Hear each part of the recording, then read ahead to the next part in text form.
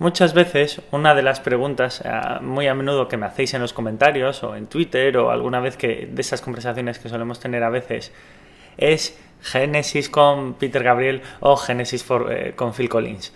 Yo lo entiendo porque hay una grandísima dualidad en el mundo sobre qué Genesis es mejor, si el Genesis original de Peter Gabriel o el Genesis casi de los 80 que tenía Phil Collins. Yo siempre os respondo rápido que para mí Peter Gabriel era lo más interesante de la etapa de Genesis. Pero a ver, es una respuesta complicada porque realmente no hay dos Génesis. O sea, yo soy una de esas personas que cree que no hay el Génesis de antes y el Génesis después de Peter Gabriel. Él fue una persona importante, pero creo que hay cosas mucho más complejas dentro de lo que fue la banda Génesis. Bueno, os aviso que posiblemente este no sea un vídeo de los de siempre de historia o de información, sino que voy a ir mezclando bastante opinión personal con lo que es la historia de Génesis. Pero bueno, como es un tema del que solemos hablar bastante a menudo y del que suele dar mucho de qué hablar, ¿no? Si Genesis con Peter Gabriel o sin Peter Gabriel, yo os cuento un poco mi opinión sobre lo que es Genesis y por qué a veces sobrevaloramos lo que fue la presencia de Peter Gabriel, aunque fue una persona importantísima. Antes de nada, creo que hay una cosa que es importante. Solemos tener dos tipos de bandas. Hay bandas que sacan un primer disco con el que revolucionan el mercado discográfico y hacen una obra maestra. Y hay bandas que llegan a ser muy importantes, pero que bueno, van arrancando poco a poco, van haciendo discos poco a poco y van sacando buen material poco a poco. Me refiero, hay bandas que su primer disco fue explosivo y grandísimas bandas de la historia que su primer disco no fue explosivo. Fue una progresión que fue mejorando. Radiohead es el caso perfecto. O sea, Radiohead es una banda que fue progresando poco a poco. Y a Genesis le pasa un poco eso. O sea, a veces los primeros discos de Genesis los tenemos muy mitificados. Hoy con perspectiva yo creo que han envejecido muy bien. Pero Genesis cuando sacaba su primer disco es que eran menores de edad, me refiero, eran adolescentes, o sea, es que estaban en el instituto. Entonces, pues eran los discos pues de unos chavales jóvenes que empezaban, que eran aficionados, que no eran músicos profesionales y que hacían pues lo que buenamente podían hacer. Entonces, Peter Gabriel ya estaba en esos primeros álbumes y no eran la gran revolución. Fue una banda que fue mejorando y yo creo que en el Foxtrot posiblemente sea el primer gran disco de Genesis, posiblemente sea el primer gran trabajo de Genesis. También es verdad que un año antes en el Nursery Crime, que ya entraba Phil Collins, ya habían traído cosas muy interesantes. O sea, Nursery Crime sí que es verdad que posiblemente ya tenga propuestas musicales muy interesantes y que Phil Collins fue una de las personas que trajo ideas muy frescas a Genesis. Pero ya el éxito del Foxtrot yo creo que son muchos los factores que juegan a su favor. Era un disco completamente progresivo y además de una vertiente progresiva muy distinta. O sea, Genesis desarrolló una manera de la música progresiva muy personal y muy particular que se diferenciaba mucho de otras bandas.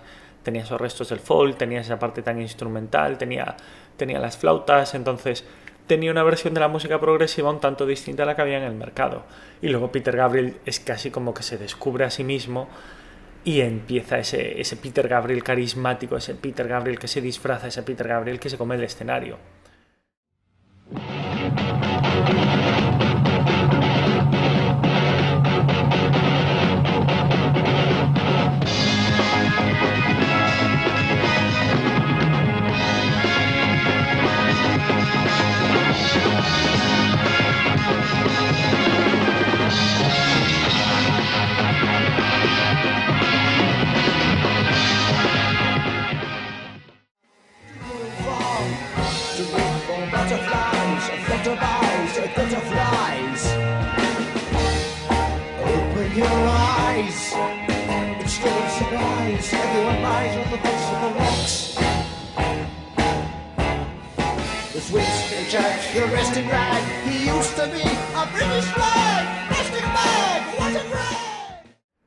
Peter Gabriel no llega un día y de repente se convierte en el hombre escenario. Me refiero, yo creo que es una persona que poco a poco va cogiendo confianza en sí mismo, se va descubriendo a sí mismo, va cogiendo presencia, va encontrando su camino y en el Foxtrot es cuando por primera vez lo vemos pletórico.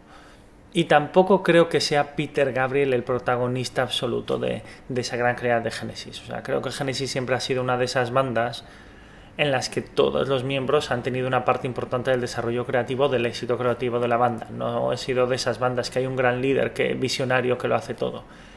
Y de hecho, bueno, esos 3 discos, me refiero hasta The Lamb Lies on Broadway, que se va Peter Gabriel, o sea, ese disco es una obra maestra, es fantástico. ¿Qué pasa? Que yo creo que a mitad de 1975, justo a mitad de los 70, se dan muchos factores que hacen que Genesis empiece a dar un cambio, a dar una evolución. Una de ellas, sin duda, es la marcha de Peter Gabriel, pero no creo que sea la única. Me refiero al mercado de 1975, ya se está abriendo a caminos distintos. Me refiero, Genesis está en el rock progresivo cuando el rock progresivo llenaba estadios. Me refiero, King Crimson llenaba estadios, Pink Floyd llenaba estadios. Entonces, de aquellas era la música, era la tendencia en el mercado. En la segunda mitad de los 70, en la música se produce una evolución, y Genesis fue una de las bandas que evolucionó con la música. Hubo bandas de la música progresiva, pues como pudo ser King Crimson, que se mantuvieron ahí en su esencia, en un pequeño ecosistema, cuando el rock progresivo fue pasando de moda. Pero bueno, Genesis fue una banda que siguió evolucionando con el mercado musical y precisamente con el público musical. Evidentemente los fanáticos de esa época dorada pues no les terminará de gustar, pero fue una banda que no se quedó anclada en ese estilo un poco que se pasaba de moda. Y de hecho yo creo que con la marcha de Peter Gabriel no viene un cambio radical en Genesis, viene una transición. Vienen ahí un par de discos en mitad de los 70, del 76, 77, que es como una etapa de transición dentro de Genesis en la que poco a poco van yendo hacia nuevos sonidos, van descargando. Ya no tenemos esas piezas de 20 minutos, pero es que hasta bandas como Pink Floyd estaban empezando a pasar de esas piezas interminables de 20 minutos y volvían a empeorar las canciones más cortas. O sea, Genesis no estaba haciendo nada que no estuvieran haciendo otras bandas en ese sentido. Y luego sí que ya tenemos posiblemente ya lo que es la época de los 80, cuando ya tenemos ese nuevo Genesis con Phil Collins, mucho más easy listening, mucho más rápido, mucho más, bueno, las letras a lo mejor un tanto más banales, románticas, pero es que el mercado musical, nos guste o no, es a donde estaba yendo. Me refiero, la música de los 80 era así, y bueno, pues Genesis podía haberse quedado anclada en su música de siempre o podía haber seguido evolucionando con la música.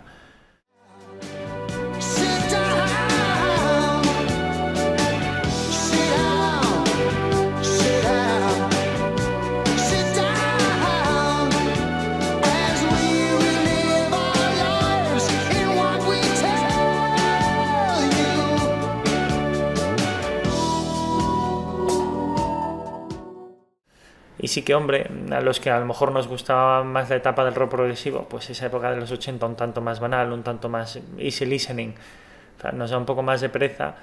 Pero bueno, el mercado es hacia donde se iba. Y de hecho, bueno, Peter Gabriel deja Genesis y su carrera en solitario también fue un poco hacia ese sentido. Me refiero, Peter Gabriel, sus discos en solitario de los 80 también, pues bueno, se fue metiendo más en el world music, pero también fue yendo a piezas de 3 minutos, de 4 minutos, con estribillos más sencillos, letras un poco más banales. Me refiero, era una tendencia que al final todos acabaron siguiendo, incluso el propio Peter Gabriel. Entonces, aunque Peter Gabriel se hubiese quedado dentro de Genesis, la evolución de la banda hubiese sido inevitable y a lo mejor tampoco hubiese sido tan distinta viendo la carrera que tuvo Peter Gabriel en solitario. Y de hecho durante los 80 Genesis siguió ya dando conciertos, siguió dando conciertos revolucionarios, siguió dando un espectáculo tremendo, siguió entrando en los top de las listas del Reino Unido y de Estados Unidos.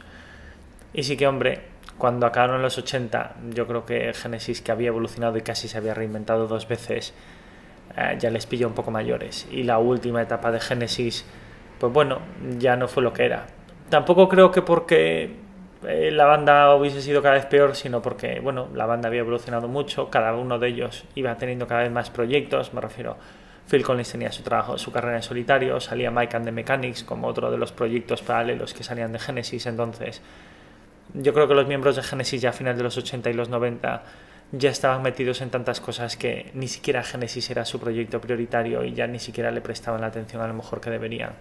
Y Genesis sí que es verdad que fue muriendo ahí un poco a poco, ¿no? En una lenta agonía entre música a lo mejor cada vez más banal, música cada vez más facilona, y a lo mejor el final de Genesis no fue todo lo romántico o todo lo bueno que nos gustara. De hecho, ya cuando, bueno, ya el último disco que sacaron sin Phil Collins, el Calling All the Stations, bueno, ese disco ya era un poco un desastre, pero es que habían pasado muchos años, ellos no habían trabajado juntos durante mucho tiempo. Ese último disco ya tantos años más tarde era un tanto innecesario.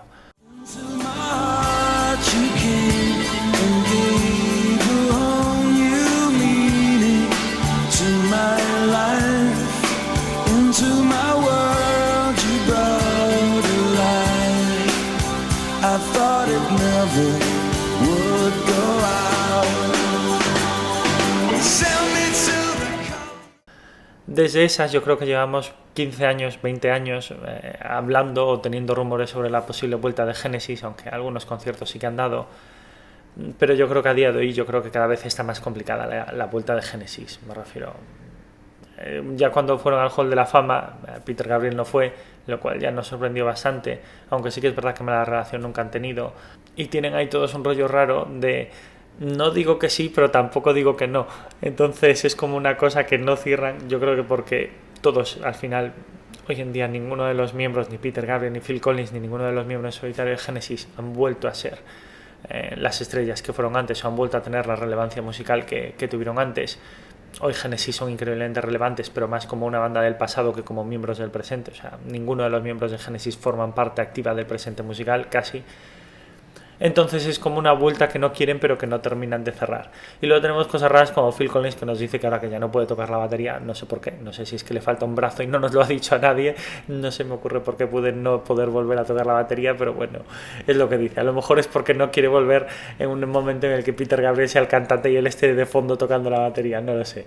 Pero bueno, yo creo que a todos nos hubiese encantado un último concierto, una última vuelta de Genesis incluso con Peter Gabriel, pero yo creo que hoy es bastante poco probable. Y muchas veces hoy, ya visto con perspectiva tantos años, recordamos a Genesis como una dualidad entre Peter Gabriel y Phil Collins, pero creo que en el fondo no tiene mucho sentido. Creo que aunque Peter Gabriel se hubiese quedado, la evolución de Genesis hubiese sido muy similar, a lo mejor no tan pop, no tan easy listening, pero hubiese sido muy similar. Y tampoco creo que todo lo que hizo Genesis con Peter Gabriel hubiese sido genial. Me refiero, creo que los primeros discos están bien para entender la historia de la banda, pero tampoco es que sean obras maestras. Aunque bueno, son discos que han envejecido muy bien con los años, me refiero, hay que admitirlo. Así que, si me quedo con uno o con otro, sinceramente me quedo con los 3 últimos discos antes de la marcha de Peter Gabriel, del Foxtrot para adelante. Pero bueno, es una opinión personal. Así que, pues como siempre, si os ha gustado el vídeo, le dais a like, os suscribís para más temas de música y seguimos el siguiente día. ¡Chao!